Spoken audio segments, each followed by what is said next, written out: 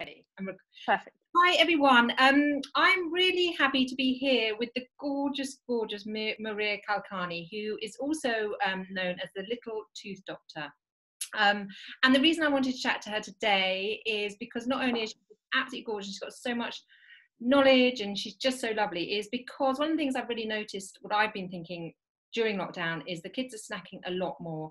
And I'm also finding it hard to kind of we went to see Maria when we had some issues around my kids' teeth, and I just really didn't want this to start to become an issue. And I know I've asked Maria for her wisdom before, and I was really hoping we can share some today, not to add any extra things to do, but potentially to help us all on the other side and currently as well. So Maria, thank you. It's so gorgeous to see you. Thank you, Louise. Good to see you too. Hope you. Everyone that's following you is well in this lockdown. And hopefully that, it will finish at some point. We'll be back to normal. Because I don't know, because I just had a chat with a mum this morning.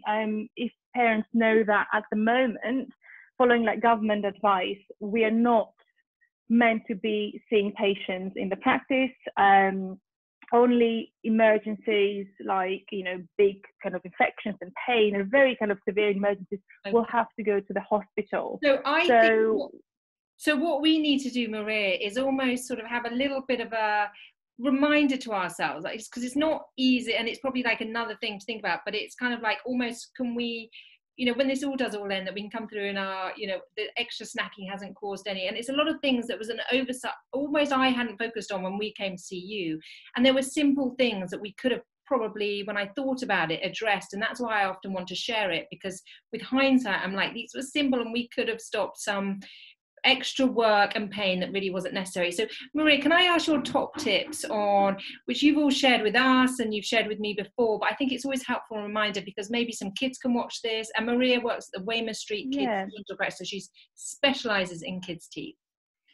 So we only see children, and the advice that we give is sort of tailored to children. And I think at this time, as our normal routine would be to prevention, and we do educate children a lot, and I know Finn and Mila find this really fun and interesting, and we just show them and explain to them, because we want them eventually to take responsibility themselves. So when they're little, yes, mum and dad have to help, but then when they're a bit older, they'll have to make their own choices, and want them to be educated about making clever choices when it comes to snacking.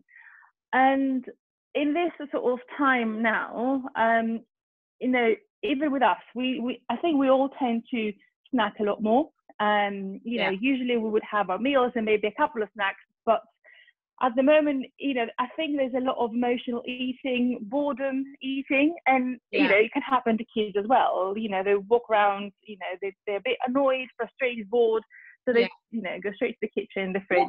What can we do then, Maria? Because even the whole, I sort of tried to suggest everyone clean their teeth at lunch. It was kind of like, that's the obvious would be great. And I think in some countries, certainly like Sweden, they have in schools, people brush kids. So it's like something they're used to doing. So this doesn't happen. Yeah, it's part of the routine. Yeah, what would be, if you could give us some top tips? So if we can, going down in levels of what we can achieve. If we can sort of divide the advice into diet, sort of snacking advice, and then cleaning advice. So every time we eat something, what happens is our teeth, let's say, are under attack. So the bacteria that we have in our mouths, they like the food that we eat and they break it down. And when this food is sugar, like simple sugars, they have a feast. So they really like it. So that's why we say sugars cause tooth decay, is because they tend to be metabolized by the bugs in the mouth. So we have to minimize that attack if we want to keep our teeth safe. So we know that if we minimize the kind of attack to our teeth, over 3 meals a day and maybe 1 snack, then with the saliva and with our regular brushing, which is at twice a day with the fluoride toothpaste, that should balance things out. So we should be safe. So I don't think there's any point saying we're not going to have any sugar at all, because it's not going to happen, and it's not realistic, and it's not going to help anyone. Okay. No. So at the moment where maybe snacking is a little bit more frequent, I would say have available things that are less risky for tooth decay. Yeah. Like vegetables, cut up vegetables, anything they fancy, carrots, cucumbers, tomatoes, anything, you know, cheese is really good. Fresh fruit is also really good. Fresh fruit has some natural sugar in it, Yeah. but you know, we know for the amount that we normally eat, then it's safe. So we can have fresh fruit, not juice, fresh fruit, like a whole apple.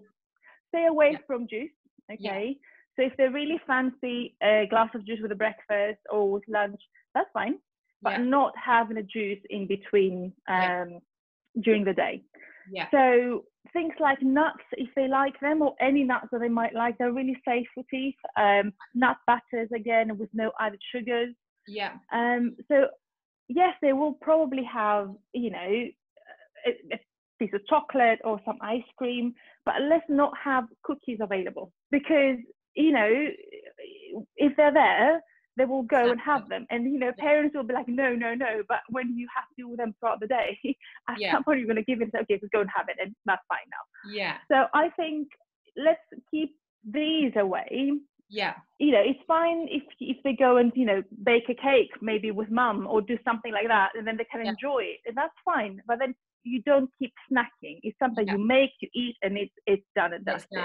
It's the snacking. One, And Maria, something I just wanted to ask you was, is something like brushing your teeth at lunchtime, or potentially having a mouthwash, or I'm also going to show you the xylitol chewing gum. Are either of those three are beneficial if someone's kind of going, the kids are snacking a bit more, I really can't. You can tell Louise have been coming to all the hygienist appointments. Louise has been trained very well. It took me a long time. We learned the hard way. No, I love looking at that. No, yes is the answer to that.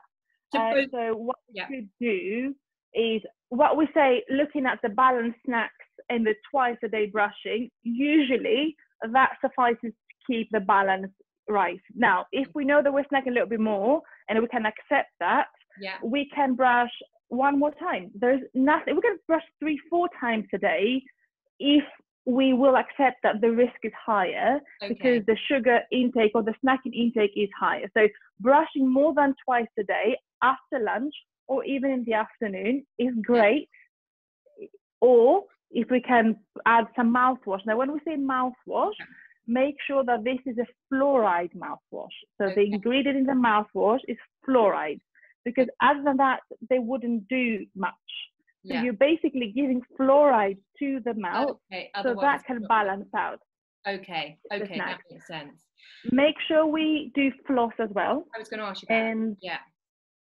And floss once a day is enough. You don't have to increase that, because it's not going to really affect the effect of the regular snacking. So, but don't forget to do that as well. So floss at night. That's what we advise. Chewing a chewing gum, as you said, like a xylitol or any kind of chewing gum, sugar-free chewing gum, has an effect, has a positive effect. One, by producing more saliva in your mouth, and that will clear out the sugars from your mouth, so it helps.